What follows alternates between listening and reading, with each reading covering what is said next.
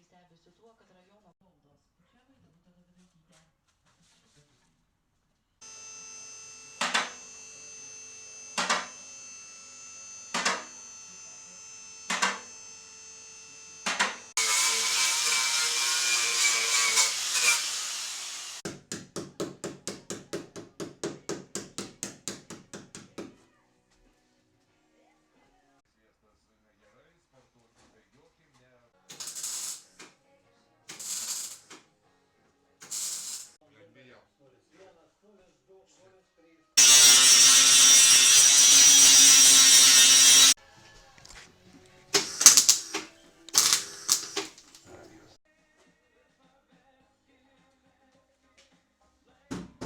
Žinokite, jūs visiškai teisus, kad...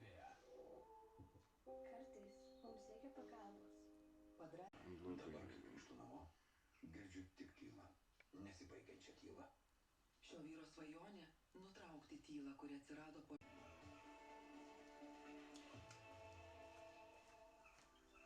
14-18 laipsnių šilumos.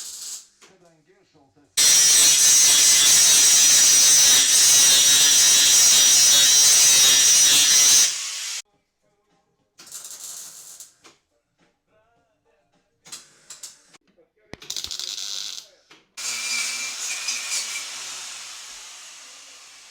Jau pajusdavau, kad laiptais dustu, tai...